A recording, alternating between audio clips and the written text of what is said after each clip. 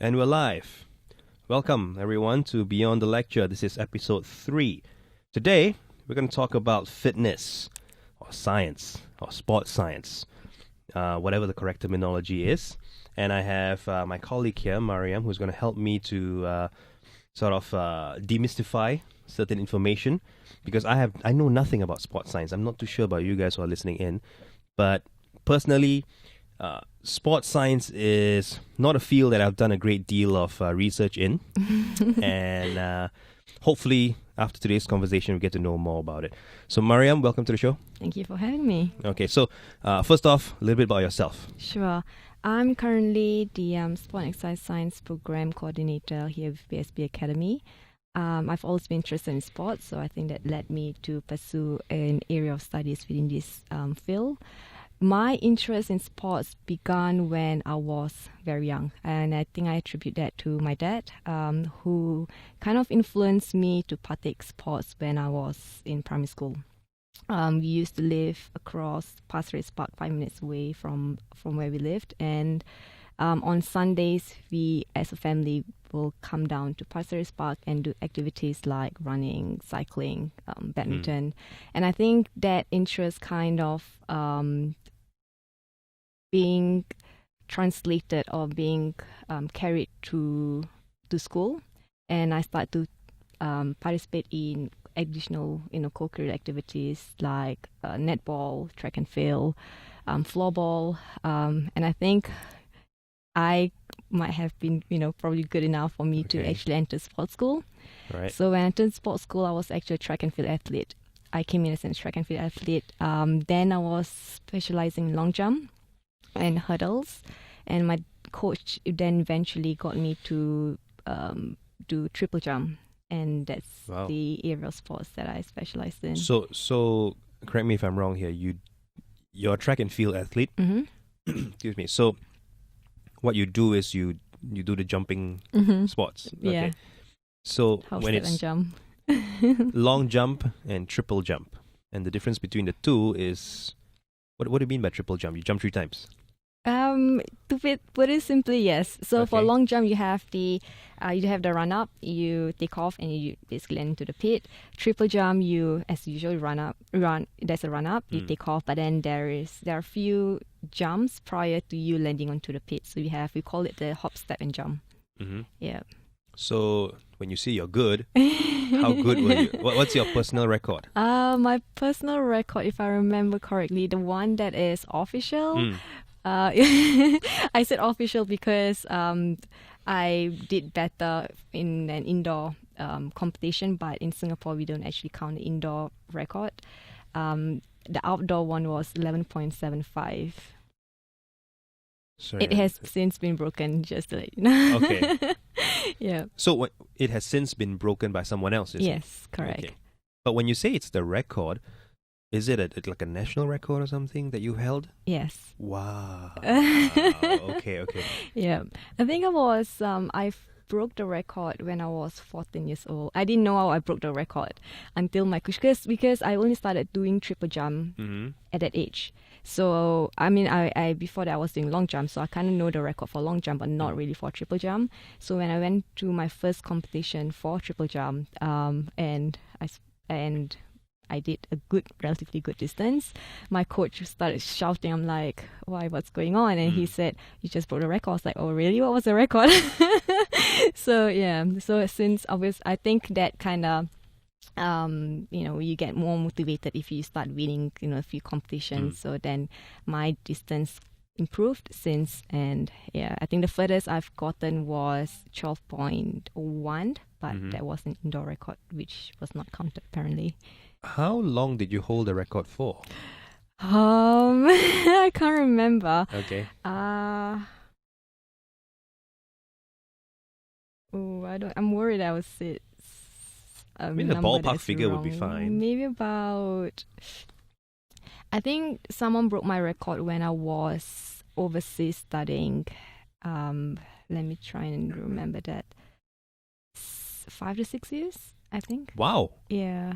Okay, I was expecting you to say 5 to 6 months. Uh, Okay, yeah, 5 because that's a long time. triple jump wasn't a popular event back then. Not a Mhm. lot of people actually specialize in triple jump. So we had a coach, or I had a coach that a Russian coach, and he had trained national athletes from Russia, from different other countries. So he has experience in this field or in this event. So I think he knows the correct technique for triple jump. Right. Back then, I don't think we have a lot of jump coaches. So that kind of accelerated us in getting or hitting the records. Okay. So I wasn't the only one who did break records. There were a few other athletes, excuse me, Okay. who were also jumpers that also broke the national records.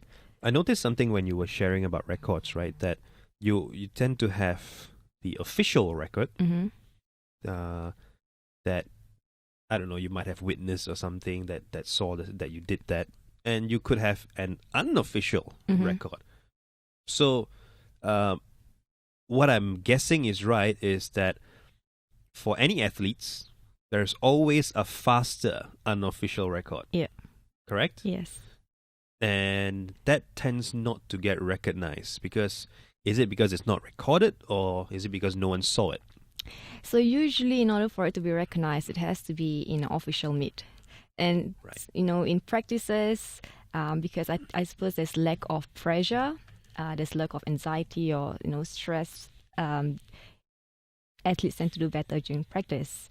But then when we have the element of competition in it, that's when you start to have a little bit of tension, which might actually influence your performance. So, unfortunately, the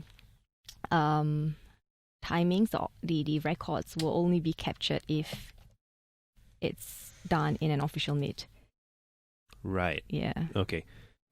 So let me pivot a little bit and ask you about something that I would say I negligently assumed for a long time, which is how do athletes climb up the rank Mm-hmm. academically? So what I've always wondered is that, okay, because you're gifted in sports, okay, you don't get a free pass and go into uni or or get a scholarship somewhere so easily, right? Mm-hmm.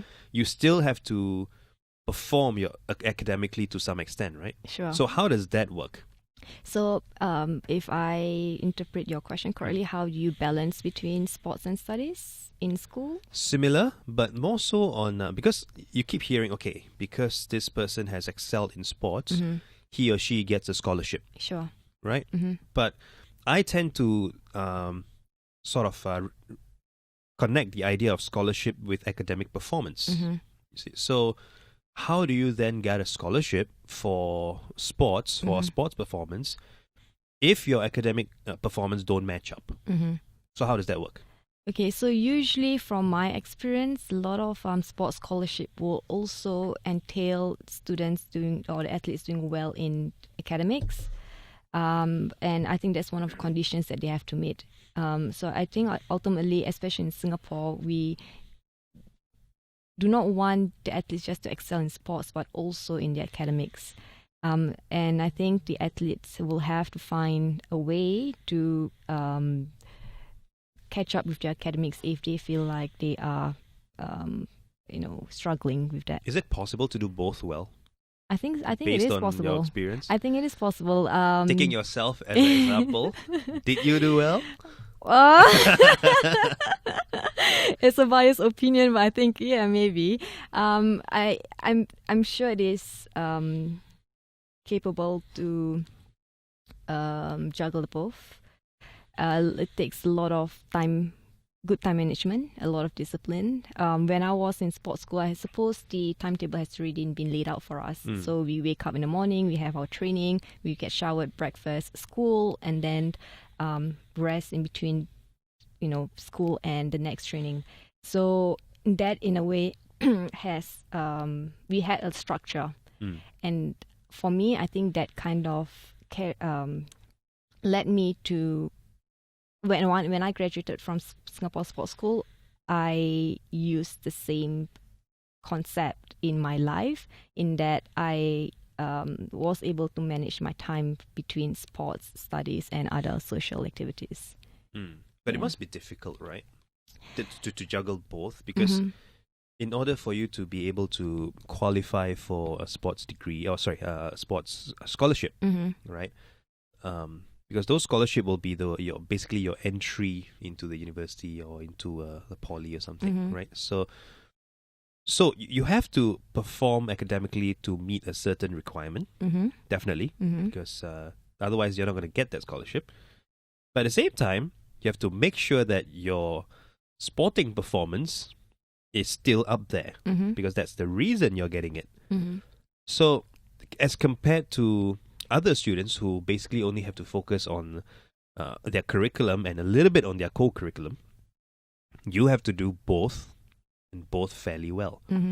So talk to me about the pressures that you face as a student who went through all this. Okay, so firstly, I think a lot of people have this idea that if you are a good athlete, you train 8 hours a day, which is not true. I mean, the most I would say that you train is twice a day, 2-hour block of training sessions, which leaves the remaining 20 hours. So you take away 8 hours of rest. So that is, we have 16 hours left.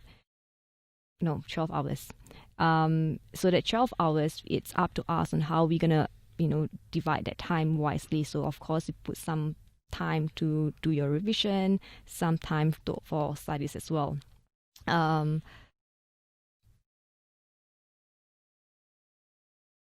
What's your question before that?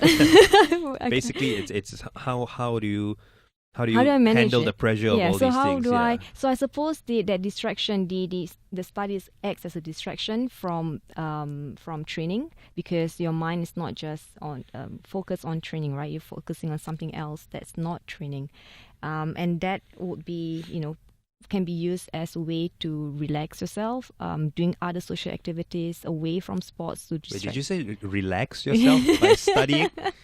Okay. I mean, yeah. Relax. Yeah, like reading a book, right? It's something Okay. that's, taking your mind away from sports or the pressure and things that are associated to training. Sometimes you just want to be away from training, not have to think about your technique, what your coaches had feedback to you on your performance. So, yeah. So studying, like maybe reading, Cool. learning a new, playing an instrument. Okay. That will serve as a distraction for me, which for me that helps. It helps. To take my mind away. Yeah, That's good. Do you still train now? Unfortunately, no. Okay. So do you still try your best to keep up with your fitness? Every Yes. now and then? Yeah. Okay. I don't assume you still do long jumps and all. No. You go through that, right?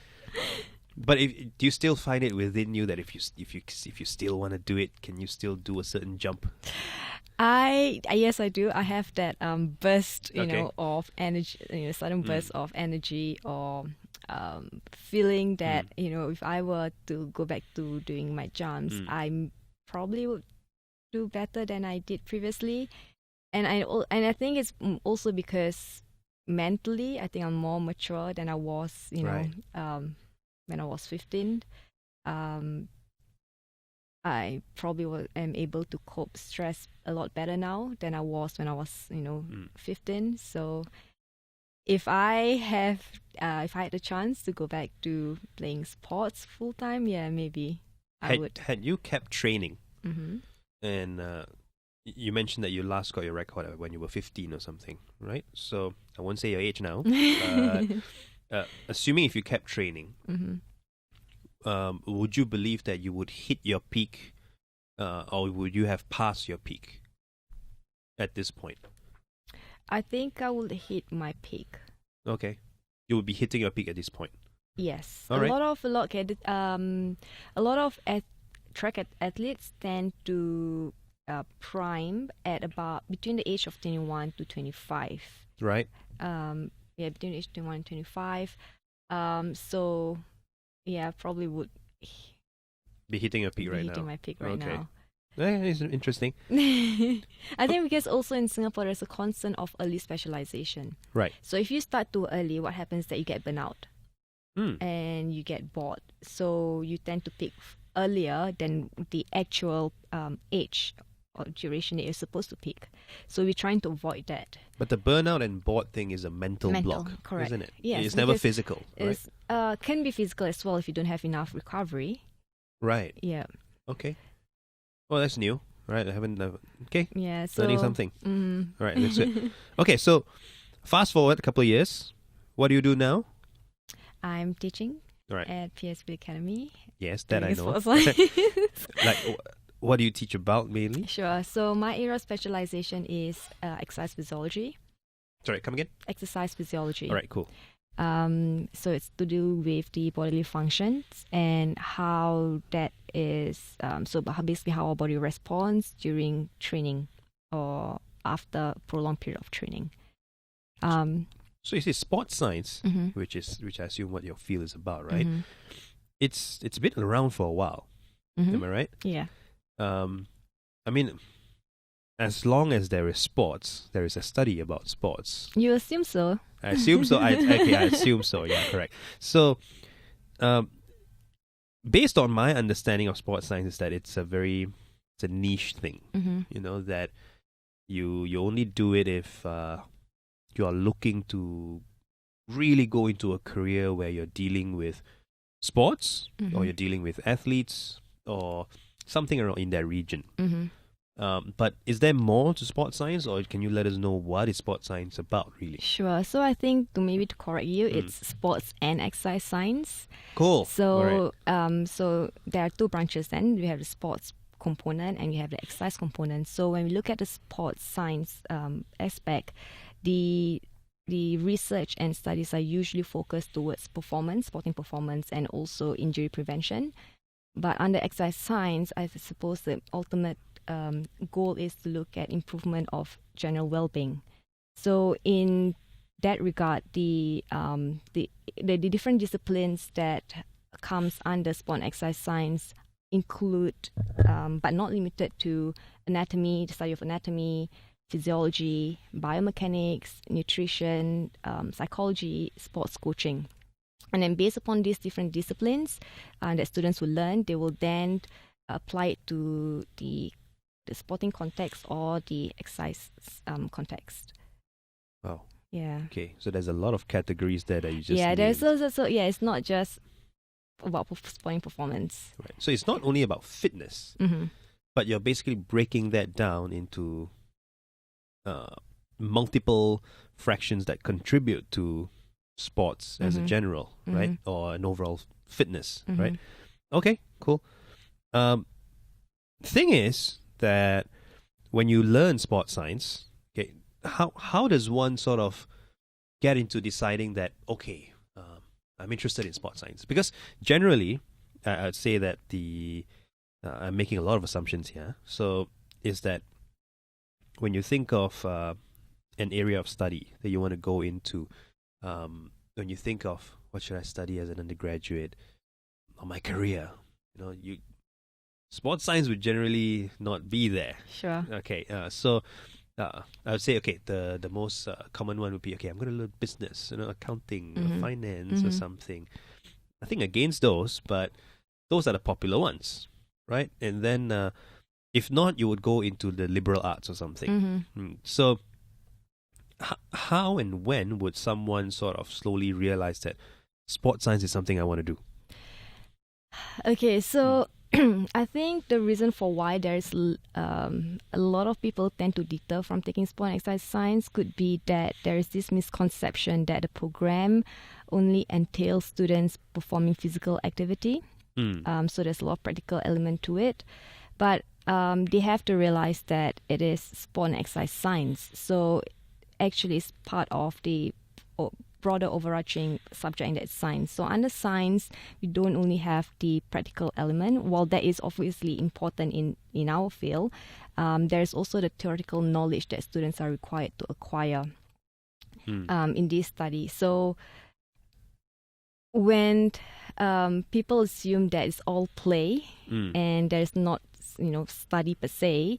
They start to question the need for them to pursue this area of study, especially at the undergraduate level. And I think a lot of people would think that this sort of program would probably be more relevant or at a level of a certificate level or a diploma level, but certainly not undergraduate, which is incorrect, I would say, because it's not just the theoretical knowledge and the practical application that they will get as at an undergraduate level, but also the other soft skills that come with it that they will experience when they go through their undergraduate programs. I would say that it is if you've read about an article, I think 2-3 years ago, the Ministry of Education has recently incorporated sports science into the curriculum. So that itself says a lot. I suppose they see the value in sports science in the secondary school curriculum. And I think there is, in maybe 5-10 years down the road, a lot of people will start to see the value of sport and exercise science. Okay. But you see, there's putting you in a tough position here because it is very difficult to convince our parents, that sports science is a reliable subject matter to go into career-wise, right? So, what would you say to the parents who have doubts on all these things when they are kids, who are very eager to learn about sports, learn about sports science? Tell their parents that, okay, mom, dad, this is what I want to study, and they go like, nope, this you can't make a career out of this. So, what would you say to those parents? Okay, so when we look at trends in Singapore, in terms of health trends, we put aside sports because sports is quite a niche area, right? So we focus on exercise component. There are two major trends. One is that there is increase in obesity levels in Singapore. Okay. And the second being that Singapore going towards aging population. So this means that the health industry would require exercise and fitness professionals who are able to perform rehabilitation or training programs, in case of those people that are obese and need weight loss programs.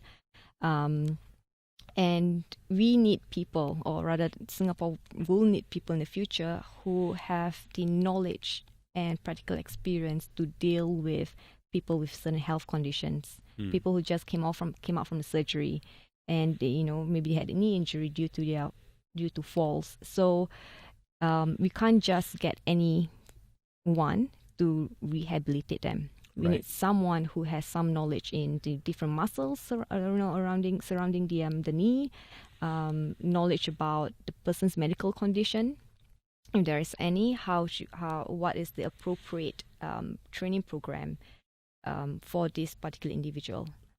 So you're saying that because Singapore, one of the issues that you mentioned is the aging population, right? So that automatically means that there is going to be increasing demand for graduates that are in this field. Am I right to assume that?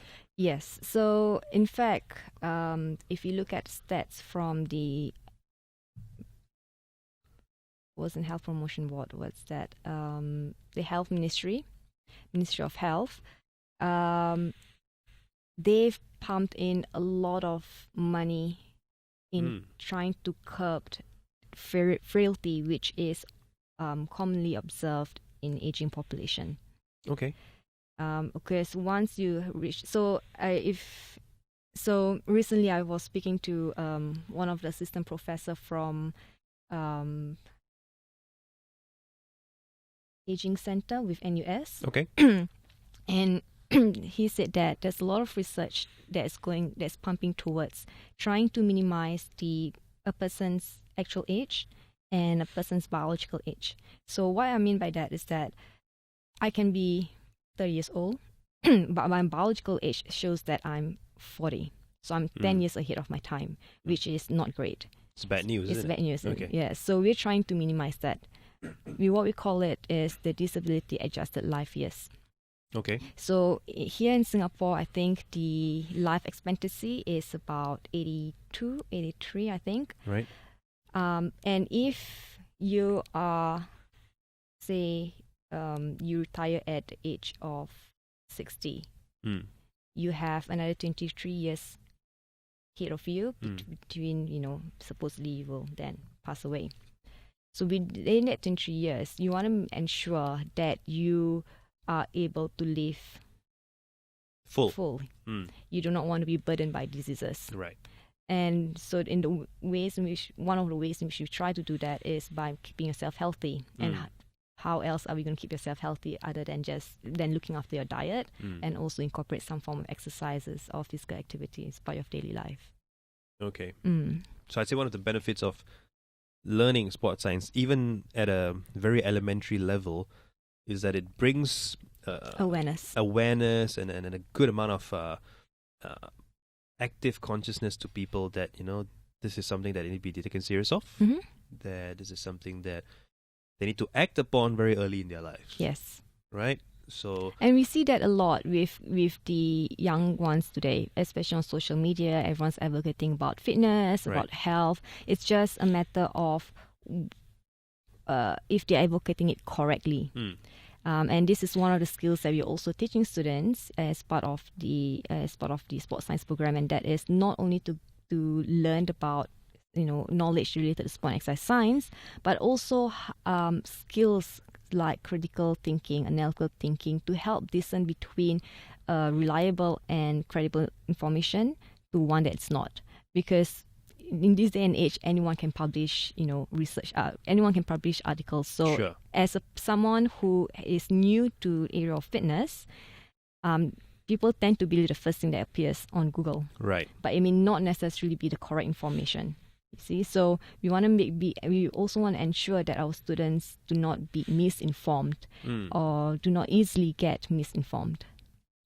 Okay, you raise a good point there about social media, because a lot of the social media fitness sort of area is booming, isn't it? Like everywhere you see self-proclaimed fitness gurus. Okay. Some, I don't doubt, they sure have their credentials, but some could just be rocking a good-looking body, and then they show off some exercises, and then they claim that they have knowledge in all these things. So I'm a big proponent of media literacy, and what I mean by that, because I teach media, right? So you need to know the source material well, in order for you to pass judgment on whatever they produce. Correct. Right? So, coming from someone who don't have any background in fitness or in sports science, or I haven't even joined any courses in fitness, right? So, how do I navigate this very, very rich world of social media fitness? Because I'm going to share something, because my family, right? Say for example, my mother-in-law, or my wife, right? They both they scroll around and they see someone running a free Zumba class online, and they'll just follow along. Okay, should they do that, or is there more to it? Sure.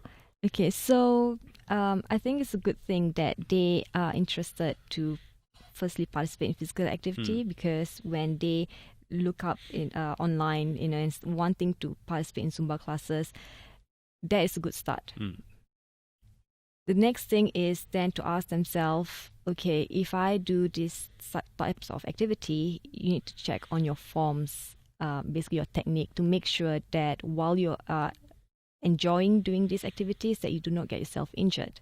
Right. Good point. Yeah. So and then, if you want to incorporate fitness as part of your lifestyle, which is a good thing, then we can slowly start to think about diet and how that can also be incorporated as part of your lifestyle. Because some people, yes, they do a lot of fitness activities, and the more they exercise, they think that, okay, I think I deserve a Big Mac. Right, right, right. So I mean, you know, I'm one of those people, okay? So we start slowly. We start Alright. slow. We small changes, which eventually then lead to a larger goal. Back to your question, how do we ensure that people are getting the right information? Yeah. I think there are a lot of courses that you know are currently online. You know that explain or discusses about sport and exercise. The question is whether or not they are actually reputable courses. Yeah. Because I mean, you can't just take everything that you learn online and just claim that, oh, I'm an expert in this. In that case, I've watched a lot of medical videos on YouTube. Does that make me a doctor? No, right? Yeah. So you need to have a structured program.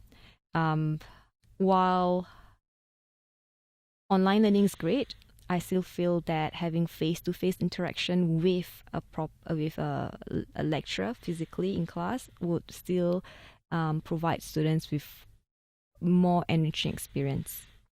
Okay. Also, if online learning, it's mainly theoretical, we still need a practical component to actually make it a more holistic learning. Just to give some tips to the public who's listening in on this, if they are to watch some of those fitness experts online, those fitness videos online, especially on YouTube. Just to give you a quote, like I've been watching this channel called Athlete X for a while, and this guy, he really looks like he knows what he's doing. Sure. Okay, and he has 10 million subscribers or something. So he's been around for a while, but on your end, you must be watching all this with different lenses because you have the knowledge, so you have the background. So what are the telltale signs, at least from your perspective, that sort of lets you know that, okay, this is legit, this person is legit, you can follow his or her opinions or his or her instructions? How do you know? If it's a fitness workout, usually one of the priorities or responsibility of a trainer is your client's safety.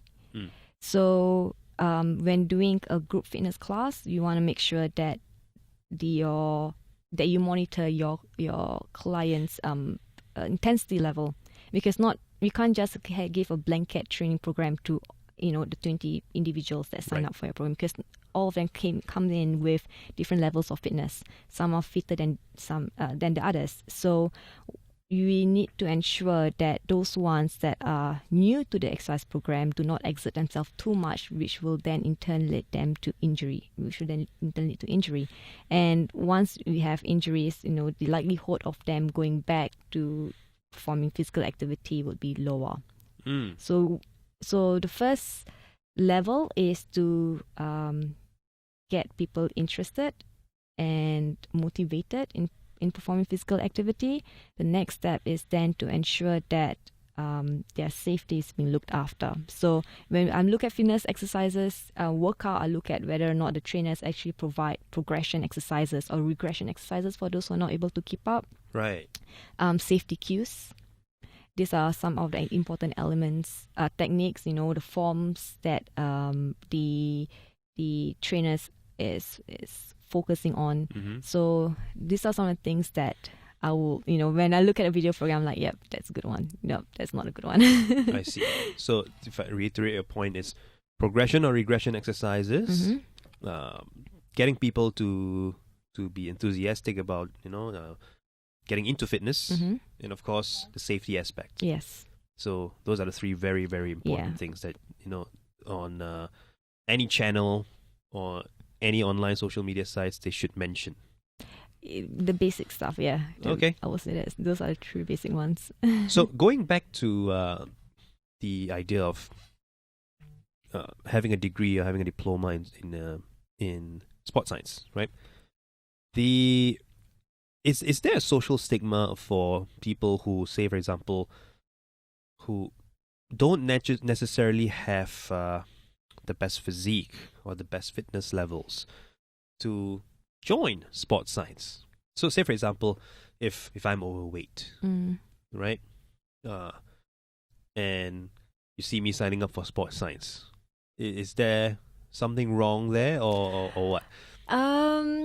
If there is a stigma, I'm not sure there is one. I mean, I'm probably not aware of it. Okay. And I would say that, why would your physical look be of a hindrance to you signing up a course? I wouldn't put that as. If anything, it's more reason for you to join. Yes. Right? Yeah. You learn more about yourself. I mean, if that is the reason for why you participate in this course or sign up for this course is because you want to learn about how to effectively lose weight, and also safely lose weight. Then yeah. Interesting. Okay, so a lot of the careers that people have in mind when they have a background in sports science or sports education is, I want to go into fitness, or I want to be a personal trainer. Okay, because I've seen quite a few personal trainers who, at bare minimum, they need to have some qualifications in this field, right? But is there anything else I can go into? Say, for example, if the whole idea of going into personal training don't work out, or in a tough times like this when it's very difficult to get a job, how can my background be, or how can my qualifications as a sports science graduate be useful in other fields? Sure. So earlier on we talked about the two components of sport exercise science. One is sports and the other being exercise. So generally I could say that there are three different industries that students can go into. So we have the sports industry, so that means you're dealing a lot with athletes and high performance. You also have the health industry. So we work to get closely with medical doctors to come up with a training program to rehabilitate patients, or to even advocate health, come out with initiatives to promote healthy living. And we also have the fitness industry, which we just mentioned about, where for those who are interested to become personal trainers, then it's likely they will venture into the fitness industry. So when you look at aside from personal training, so just take away the fitness industry and focus on the health industry and the sports industry. Within these two industries, there are itself a lot of jobs or roles that are available. So if you're interested in working with athletes, you can, depending on your area of interest, you can become exercise physiologist, sports physiologist, sports biomechanist, sport nutritionist, sports psychologist, sports coaching. Similarly, for health, the roles are similar, but this time focus more on exercise. So we have exercise physiologist, exercise biomechanist, exercise psychologist, exercise nutritionist. So there are actually plenty of roles within the sport and exercise science field. Nutrition. Interesting. So let's talk a little bit on that. Sure. Okay, so it's so saturated now, the information on the proper diet, right? There are, again, I don't know what they mean specifically, but I've heard of terms, Atkins, keto, all these sort of names, right? So, I'm sure you guys teach all this, and then in what you do, but just to give the public who's listening on this a little bit of a background on each of them, could you explain the various types of diets that's available to the public? Wow, various types of diets. There are plenty out there. Okay. The popular ones. Okay, the popular one at the moment will be the ketogenic diet. Okay. What is that? So the ketogenic diet is one that will require the individual to consume very little more carbohydrates. So that means that your diet will consist of mainly fats or protein. So the idea is that the body will then use ketones as a substrate or as an energy instead of glucose. So you lost me there. Ketones. What is the ketones part? Okay, so usually if depending on exercise depending on intensity that your physical activity intensity, your body will use either fat stores or carbohydrate stores. Right. When you are exercising at a high intensity, the body will tend to use carbohydrate stores in the form of glucose or glycogen.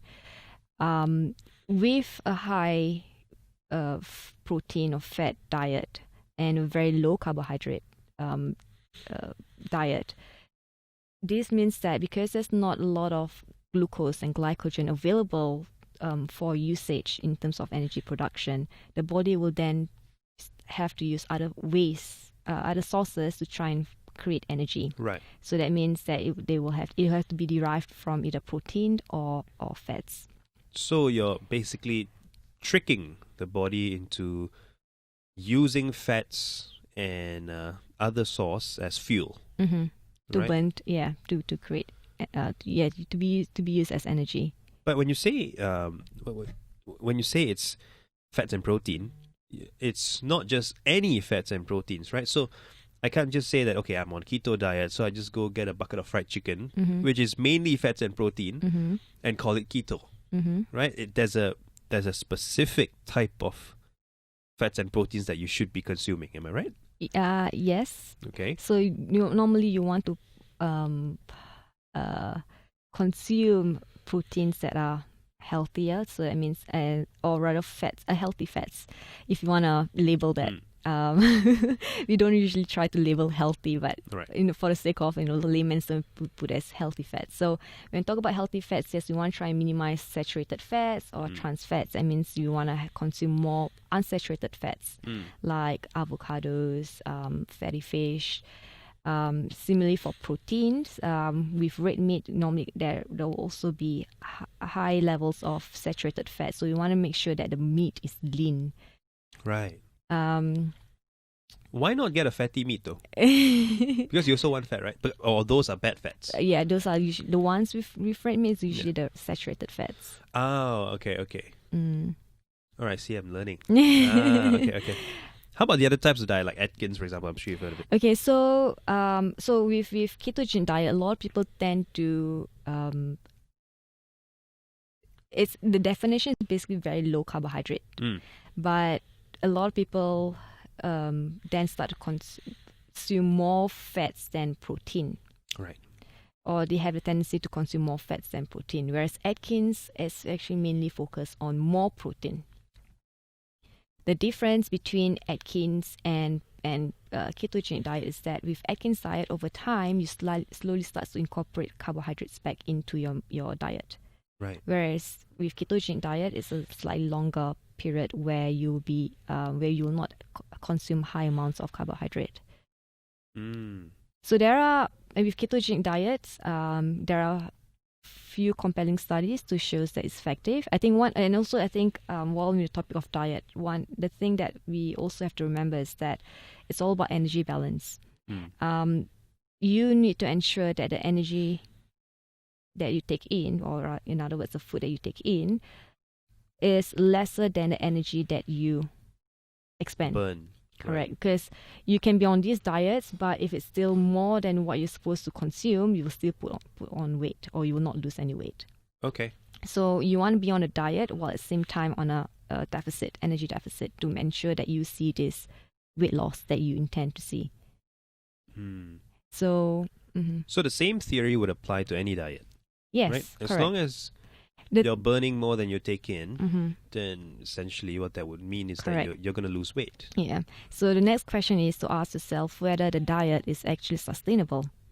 Right. Because what you see with a lot of fat diets is that it provides with short-term weight loss, but then it's not sustainable, and you start to gain back the weight that you have lost. So you want to have a safe and effective weight loss program. So what would you say to those people who said, okay, I want to lose X amount of weight in X amount of time because I need to look good for this occasion or whatever. So I've heard it many times that it's not a good thing to lose too much weight at a very fast in too short a time, right? So it should always be a sustainable graduation. Am I right to assume? Correct. Okay. Yeah. All right. So it's safe to say that whatever diet that someone decides to embark on, whether you wake up one day and you feel like you want to go on a ketogenic diet or you go to Atkins diet, the important thing to do would be to first research yourself. Yeah. Right. And So, yeah, you're right. So, I mean, a lot of individuals who want to lose weight they've set themselves like a time limit. right. You know, that I want to lose weight by this period. Right. My question would be, why are you setting yourself a time limit? I mean, if it's something, if you're doing it because you, for health reasons, you want to feel good about yourself, you shouldn't put a time limit, because it should be part of your daily life. You know, it should be with you throughout your years. Basically, looking after yourself is something that you should focus on, not for a certain period of time, but for the entire duration of your life. And what happened then? Because after they hit a certain weight, they did hit the weight that they intend to hit by a certain period. The question that they have to ask themselves next is, how do they then maintain that weight if they are satisfied with that weight? And what if they don't?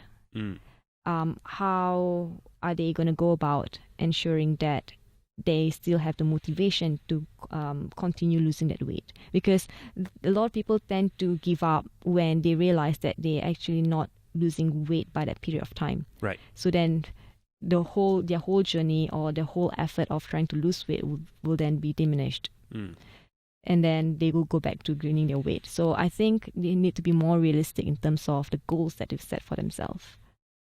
What do you say, though, to those people who diet hop? You know, I'm sure, because since the information online is so easily available, and I'm talking about detailed information that you can just go to some website and just nicely print it out for you, day 1, day 2, day 3, day 4, week 1, week 2, you know, and sometimes even for a year to tell you that what you need to do. So if they find that, okay, after about a week, I don't feel so good, I just went through a juice cleanse, you know, I don't like it.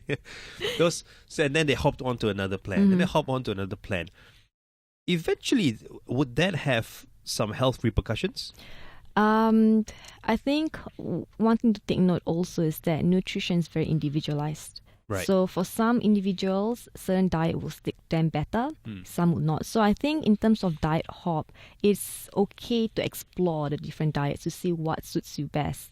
But, you also hope that you'll eventually stick to one that you think will help you to achieve your weight loss. Yeah. In terms of health implications, you got to make sure that the diet's safe, for you. You don't want to be even with ketogenic diet, you want to have progressive Yeah, go ahead. Yeah, progressive decrease in the amount of carbohydrates that you eat. Because if you get someone to not eat carbohydrates the following day, you're going to have a sudden drop in blood glucose, and then it's going to start to feel faint and dizzy, and we do not want that. Right. So again, back to the keyword, I suppose, is gradual changes. Okay. Makes sense. Because I always compare myself to my cousin, right? We are both sort of like a little bit of a gym junkie. We like going to gyms, we like exercising, but the difference between us two is that he does not like to eat. He does not like to eat. Okay. There are such people. Okay? He does not like to eat. But myself, on the other hand, okay, I enjoy my cuisines. Okay, so I have no problem if I want to gain weight, gain mass, whatever you choose to call it. But for him, it's difficult because he likes to use the word to say that I eat because I have to. So basically eat because more for sustenance. Correct. Yeah. So what happens with him is that if he tends to skip working out for 2 weeks, then he'll notice that his weight drops really fast. I assume that's muscle weight, right? And for myself, because I do eat, and even if I don't go to work out for 2 or 3 weeks at a time, my weight more or less stays around the same area. It doesn't drastically go down 4 or 5 kgs, so fast. So why does that happen? Do you have any idea? Sure. So could be 2 main factors.